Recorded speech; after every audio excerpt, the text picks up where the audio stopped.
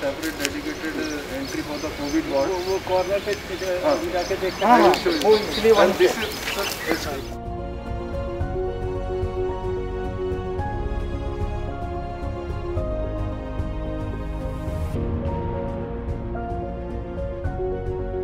in COVID area only, sir. He got यहीं पे in Delhi only, not in this hospital, sir. No, sir. He was working as district surveillance officer.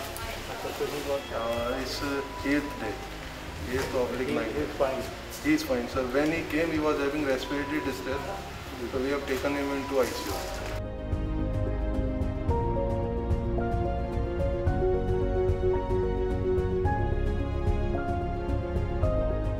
Latest right now, and 40 bypass machine. So it's a total 45 bedded. all these 45 beds in case of need for the Yes, sir. They can be used for the patients? COVID Yes, patient. totally. Because this is total. यहाँ पे कोई entry exit का only single entry exit is there. 139 beds. Cubicle. Total 139 beds. अभी आपने 45 activate 45 we have. तब से कितने लोगों को वेंटिलेटर की जरूरत है? Till now we have not needed ventilators. Not even every I study every day data of the whole country. All three they were COVID positive, but they were having different Onco comorbidities. patient. Second patient Udhavji Rao, he was having astrocytoma brain and neurological, came from LBS. So these three COVID positive patients, they died. They are in the account of COVID positive, but they all were in moribund condition. And 50 plus each. No, one is Lajma carcinoma OD with secondaries and ascites. But cancer के साथ Covid है. हाँ sir, they were in DHCI. Sir. Issue ये है कि आपने उसी पे ऊपर वार्ड्स हैं जो हाँ sir. I will show you. Sir, actually we have separated this. We have cordon off this part and we have cordon off that part. And that cardiology area is totally cordoned off from. कहीं पे भी mixing हो attendants की नहीं sir. Doctor है Nitesh, Sir. उसके साथ हम लोग इस पे बात कर सकते हैं फोन पे या वीडियो कॉल. हाँ. सर हमारा रेजिडेंट चला जाएगा वो वीडियो कॉल में. नितेश पे होगा ना फोन पे. मैं करता हूँ सर. एक फ्लू कॉर्नर है सर जहाँ पे पेशेंट अटेंडेंट के साथ ही आता है. But that is also very big huge space, तो सोशल डिस्टेंसिंग मेंटेन है वहाँ पे. सर्विलेंस ऑफिसर जो है ना हु गॉट इन्फेक्टेड. मैं 1 मिनट वीडियो कॉल पे ले रहा हूँ आपको, जरा वीडियो कॉल पे आ जाइएगा प्लीज. रहने दो, क्या फर्क पड़ रहा है? सर पॉजिटिव पेशेंट है सर. कुछ नहीं यार, तो क्या हो गया पॉजिटिव के सर, बाकी लोग भी तो काम कर रहे हैं ना, इतनी दूर में क्या हो गया? डॉक्टर मितेश, शक्ल नहीं दिख डॉक्टर रही है, कोई हर्षवर्धन. बात- डॉक्टर साहब मैं डॉक्टर हर्षवर्धन बोल रहा था. हाँ नमस्कार सर. कैसे हो भैया? आपको मिलने आया था मुझे. ठीक हो सर. आप कहाँ पे सर्विलेंस ऑफिसर थे? Narela quarantine centre. ओहो, अच्छा.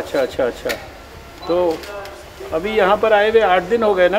उससे पहले सर एयरपोर्ट पे. अच्छा, उसके पहले एयरपोर्ट पे भी थे? सर 11 को एडमिट हुआ था सर. ओहो, अच्छा. अभी तबीयत ठीक है? ठीक है, उससे पहले एयरपोर्ट पे. अच्छा. तो अभी हाँ सर, मैं अभी तो ठीक है सर. तभी तो क्या महसूस हुआ था शुरुआत में? सर क्वारंटाइन सेंटर की ड्यूटी पे मेरे को इवनिंग में फीवर थोड़ी सी आई थी. अच्छा. फीवर तो पैरासीटामोल लिया था. हाँ. 10th को मेरी ड्यूटी खत्म हो रही थी, तो 8th को मैंने self precaution as a preventive measurement test करवाने का सोचा. अच्छा. तो मैं खुद ही RFL गया, वहाँ पे 8 सैंपल दिया और 10th को रिजल्ट आया और 11th फिर यहाँ पे एडमिट हो गया. ओके, अभी ठीक हो? जी सर, मैं ठीक हूँ सर. चलो, get well soon. We are proud of you. मुझे पता लगा था तो मैंने कहा एक बार मैं थैंक यू सर. अभी आपके नज़दीक तो ये आने के लिए मुझे मना कर रहे हैं, मैं तो अंदर आने के लिए तैयार हूँ, इसलिए मैंने कहा वीडियो कॉल से कम आपसे बात तो करूँ मैं. Thank you. कोई बात नहीं. अब बिल्कुल जी सर, बहुत अच्छा लगा था. Thank you sir.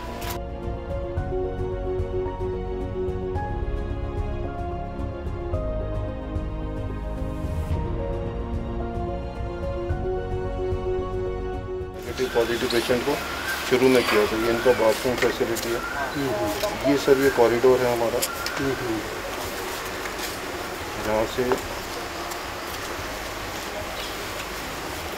ये है सर ये कॉमन कॉरिडोर. इस गेट से एंट्री है सर, ये एंट्री से ये आते हैं इधर से, and then this is right turn. ये राइट टर्न के बाद ये सामने का बिल्डिंग है सर, ये यहाँ ये है एंट्री कोविड एरिया के सर। यहाँ एक पोस्ट लगा रखे हैं जहाँ से आगे कोई भी नहीं जाएगा, ट्रैफिक इसमें नहीं है।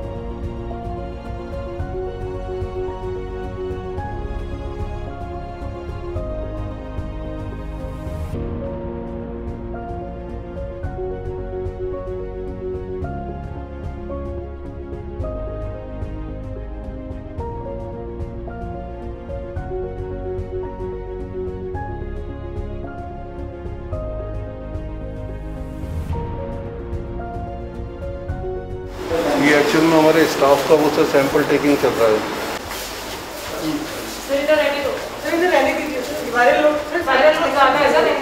अरे ये सर यहाँ उठना नहीं, ये सर ये हमारे टेक्नीशियन से doctor Harshvardhan health minister. Good afternoon. कैसे हो भाई? बढ़िया सर। ठीक है आप? हाँ जी। चलिए, wish you good luck. Thank you sir. ये सर इसमें ये अंदर ये कौन सा सबसे पहले ट्रैपोलेशन को बता दो पूरा, small pouch, big pouch and इसके बाद हम ये सर वायरल ट्रांसपोर्ट मीडिया है सर। मीडियम है, फिर इसके बाद इसे टिश्यू पेपर से रैप करते हैं, देन रबर बैंड इसके ऊपर से डालते हैं, फिर इसको इसमें डालते हैं, देन इसके अंदर डाल देते हैं, जैसे ऐसे रखा हुआ है हमने। फिर इसको 2 आइस पैक रख के 2 आइस पैक हम नीचे, 2 पैक ऊपर कर सर। देते हैं।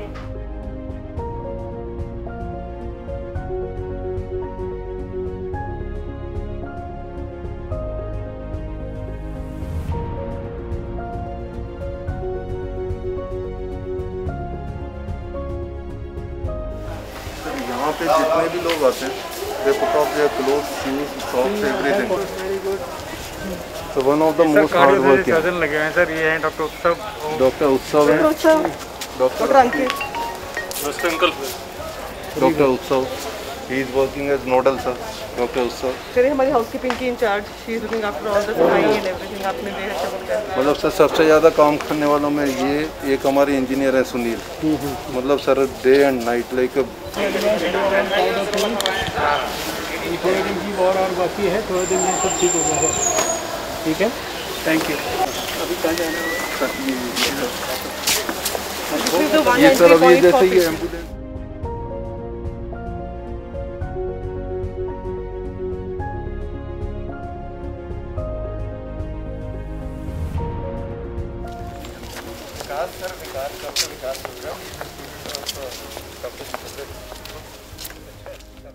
देखिए, ये Rajiv Gandhi super speciality hospital one of the dedicated कोविड-19 हॉस्पिटल है। आज यहाँ पे आके सभी जो कंपोनेंट्स हैं अस्पताल के, ओपीडी का फ्लू कॉर्नर, आईसीयू जहाँ पर है, जहाँ पर हमारे आइसोलेशन के दूसरे बेड्स हैं पेशेंट्स के लिए, उनको मैंने देखा। और सभी जो अस्पताल के डॉक्टर्स हैं, नर्सेज हैं, दूसरे कर्मचारी हैं, उनके साथ सबके साथ मिलना हुआ है। 177 मुझे बताया गया यहाँ पेशेंट्स अभी एडमिटेड हैं, जिसमें से 175 पॉजिटिव थे, 2 अभी नेगेटिव हैं, और उसमें 10-12 करीब आईसीयू के अंदर भी है, लेकिन कोई भी पेशेंट सीरियस नहीं है। अभी तक जितने भी पेशेंट्स अस्पताल में आए हैं किसी को भी वेंटिलेटर की कोई आवश्यकता नहीं पड़ी है। एक अस्पताल में एक डॉक्टर जो नरेला में क्वारंटाइन सेंटर के अंदर जिन्होंने सर्विसेज दी, जिन्होंने एयरपोर्ट पर अपनी सर्विसेज दी स्क्रीनिंग के अंदर, वो स्वयं कुछ समय पहले पॉजिटिव हो गए थे, वो भी एडमिटेड हैं यहाँ पे। उनके साथ मैंने बाहर से ही वीडियो कॉन्फ्रेंस से बातचीत की। कोविड होने के बावजूद भी उनका मोराल बहुत हाई था। मुझे ये जानकर बहुत खुशी हुई। बहुत सारे सभी यहाँ सीनियर डॉक्टर्स काम कर रहे हैं, कार्डियोथोरेसिक सर्जन्स काम कर रहे हैं, पल्मोनोलॉजिस्ट काम कर रहे हैं। बड़ी संख्या के अंदर सभी लोग, आपने देखा कि संडे के दिन भी इतनी ज़्यादा एक्टिविटी है जो कि शायद वर्किंग डे पे भी साधारणतः अस्पताल में दिखाई नहीं देती।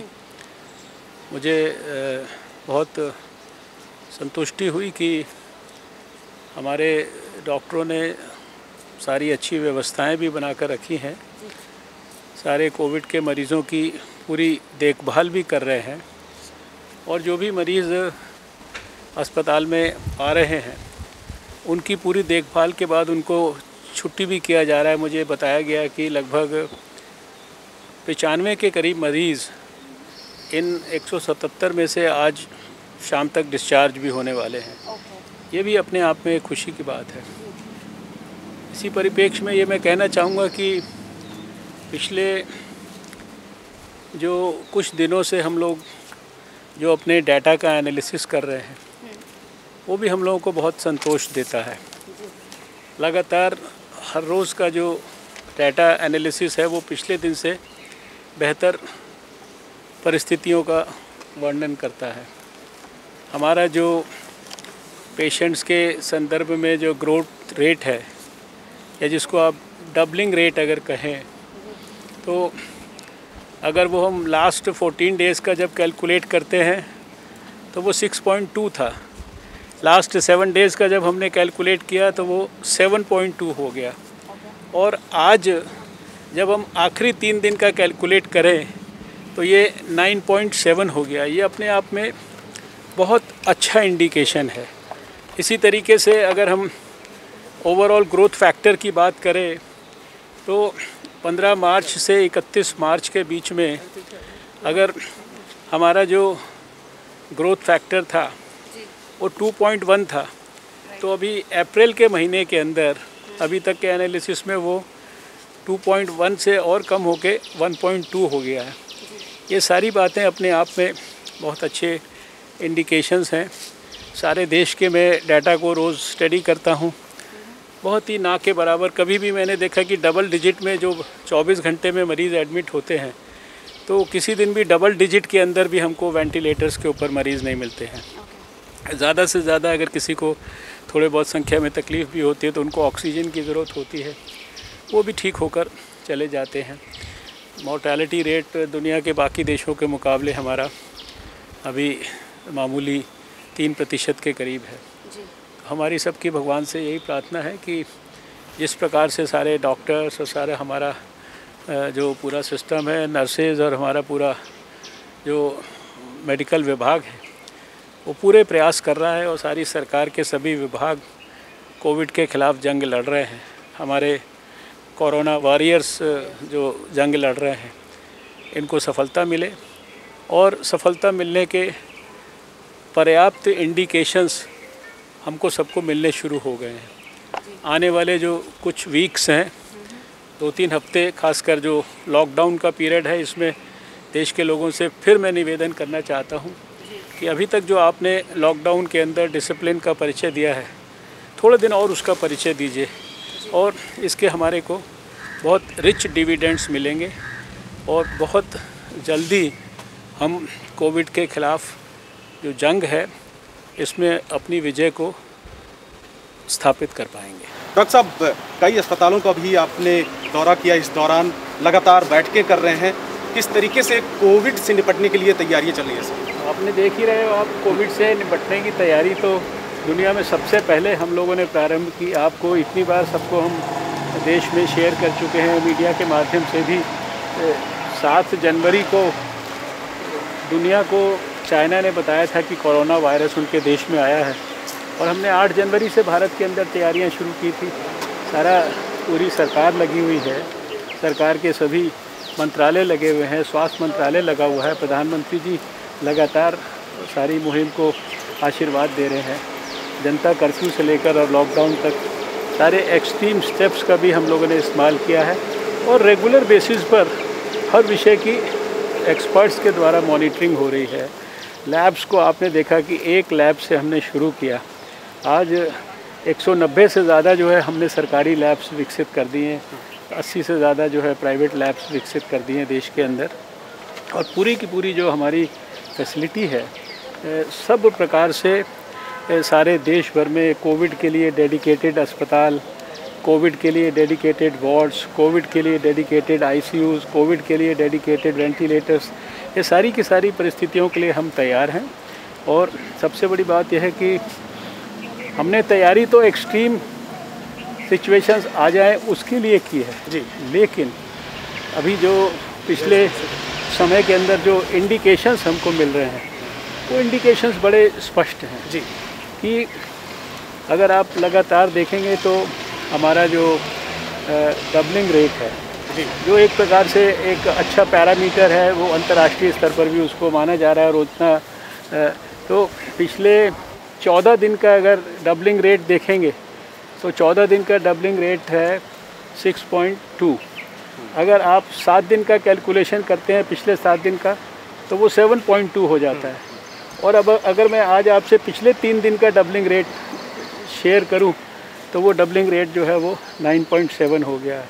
इसी तरह से जो ग्रोथ फैक्टर है, मार्च के आखिरी 15 दिन का अगर ग्रोथ फैक्टर उसको आप देखेंगे तो वो 2.1 अगर था, तो आज अप्रैल के महीने के अंदर वो 1.2 हो गया, यानी 40% से ज़्यादा की कमी आ गई केसेस में। अपने आप में एक बहुत पॉजिटिव इंडिकेशन है, और देश के लोगों से हम यही अपील करना चाहते हैं कि अगर लॉकडाउन का जो लाभ है, इसको वास्तव में हमें पर्याप्त मात्रा में और इसके लॉजिकल सफल कंक्लूजन तक पहुंचाना है, तो अगले कुछ दिन जब तक 3 मई तक लॉकडाउन है, और ज़्यादा हम डिसिप्लिन का परिचय दें, अपने घरों के अंदर रहें, बाहर भी और घर के अंदर भी सोशल डिस्टेंसिंग को मेंटेन करें। जो नॉर्मल हाइजीन जो आपको इतने दिन में सबको सिखा दी गई है, वो हैंड हाइजीन हो, चाहे वो रेस्पिरेटरी हाइजीन हो, फेस माउथ और जैसे कहते हैं नोज़ के लिए, आइज़ के लिए जो बार बार कहा जाता है कि अपने हाथों को धोएं लगातार और उनको इन स्थानों पर मत लेके जाएं। ये सारे रूटीन प्रिकॉशंस को बार बार हम देश को याद दिला रहे हैं कि उनके ऊपर ध्यान दें। डॉक्टर साहब, क्योंकि दुनिया के तमाम और देशों में भी इस तरीके से जब भारत में कोरोना का प्रवेश हुआ, उस समय कई देशों में भी हुआ, वहाँ पे मामले बहुत ज़्यादा बढ़े हैं। क्या सरकार और आप अपनी तरफ से लोगों को, देश के लोगों को क्या उम्मीद और भरोसा दिला पाएंगे? अभी मैंने आपको उम्मीद और भरोसा ही तो बताया जी। जब मैं इतने आपको कॉन्फिडेंस से बोल रहा हूँ कि सारे दुनिया में जी सबसे पहले हमने एक्शंस अपने इनिशिएट किए। सबसे पहले 8 जनवरी को टेक्निकल एक्सपर्ट्स की मीटिंग की, और 17 जनवरी को तो हमने सारे देश को निर्देश दे दिए थे, कम्युनिटी सर्वेलेंस शुरू कर दिया था, 7 एयरपोर्ट्स पर स्क्रीनिंग करने की तैयारी कर ली थी। और उसके बाद से लगातार आप देख रहे हैं कि प्राइम मिनिस्टर और कैबिनेट सेक्रेटरी के लेवल पर मॉनिटरिंग हो रही है। उन्होंने, प्राइम मिनिस्टर ने हमारी अध्यक्षता में ग्रुप ऑफ मिनिस्टर्स बनाया, वो कम से कम 1 दर्जन मीटिंगें कर चुका है। अभी राजनाथ सिंह जी की अध्यक्षता में एक ग्रुप ऑफ मिनिस्टर्स बना हुआ है, वो सारा काम कर रहा है। देश के सारे जो मंत्रालय हैं वो काम कर रहे हैं। होम मिनिस्ट्री का हमको पूरा सहयोग है। हमारी जो लेबॉर्ट्रीज़ की जो योग्यता और क्षमता है वो इतनी ज़्यादा विकसित हुई है। एक टेस्ट जो आज से 5-6 साल पहले अमेरिका जाता था करने के लिए, और उसकी जिसकी एक लेबॉर्ट्री मार्च के महीने में थी, हमने जैसे कहा कि कितने बड़े पैमाने पर उसको हमने विकसित किया है। लगातार हम हर रोज़ जब विश्लेषण करते हैं तो पिछले दिन से अगले दिन का जो इंडिकेशन है वो बेहतरी की तरफ बढ़ता हुआ नज़र आ रहा है। लॉकडाउन को जितना भी हम अच्छी तरीके से फॉलो करेंगे उसके प्रिंसिपल्स को, उतना ही अच्छा है जी। और प्रधानमंत्री जी ने शुरू से ही लॉकडाउन के संदर्भ में 3 बार जो है देश के मुख्यमंत्रियों के साथ वीडियो कॉन्फ्रेंसिंग की। सब वीडियो कॉन्फ्रेंसिंग में हम भी थे, और गृह मंत्री जी और हमारे डिफेंस मिनिस्टर साहब भी थे, सब अधिकारी वगैरह थे, तो उन्होंने उनके फीडबैक्स भी लिए जी। और उनको ये भी कहा कि आप अपने अपने स्टेट की परिस्थितियों के हिसाब से निर्णय लें कि लॉकडाउन के अंदर भी कोई अगर रिलैक्सेशंस करने हैं तो वो उसकी बेसिक स्पिरिट को वायलेट ना करें जी। तो हर एक स्टेट गवर्नमेंट अपनी अपनी परिस्थितियों के हिसाब से निर्णय ले रही है। दिल्ली में मैं समझता हूँ कि जैसे महाराष्ट्र में, दिल्ली में, तमिलनाडु और कुछ स्टेट्स में तो तकलीफ़ बहुत ज़्यादा है जी। तो वहाँ पर थोड़ा सा और ज़्यादा हमको धैर्य से और शक्ति बना के रखनी चाहिए। देखिए, भारत को जिस भी दवाई की अपने कोविड या नॉन कोविड मरीज़ के लिए आवश्यकता है और अगर परिस्थिति भगवान ना करे, मुझे उम्मीद नहीं है कि ऐसा होगा, विषम से विषम भी हो जाए तो भी जितनी दवाइयाँ भारत को ज़रूरत पड़ेगी वो सब दवाइयों की पर्याप्त यहाँ पर इंतज़ाम करने के बाद और फिर उसके बाद अगर किसी दुनिया के अंदर देश को दवाई की ज़रूरत पड़ती है जिसको भारत बनाता है तो ये हमारा धर्म है, ये हमारा कर्तव्य है, ये हमारी संस्कृति है। हम तो हमेशा से विश्व को एक परिवार मानते हैं। दूसरों का दुख भी हमारा दुख है और हमारा दुख भी सबका दुख होना चाहिए, यही हमारी सोच है। तो एक दूसरे की अगर तकलीफ़ को हम लोग नहीं समझेंगे तो फिर हमारा जो है भारतीय होने का, इंसान होने का क्या मतलब है। इसलिए किसी भी कीमत पर भारत के लोगों के हितों को कॉम्प्रोमाइज़ ना करते हुए, मतलब हम उसको कॉम्प्रोमाइज़ नहीं कर सकते और हम अगर दुनिया की मदद कर सकते हैं हम ज़रूर करेंगे। हमने पहले भी की है, अब भी करेंगे।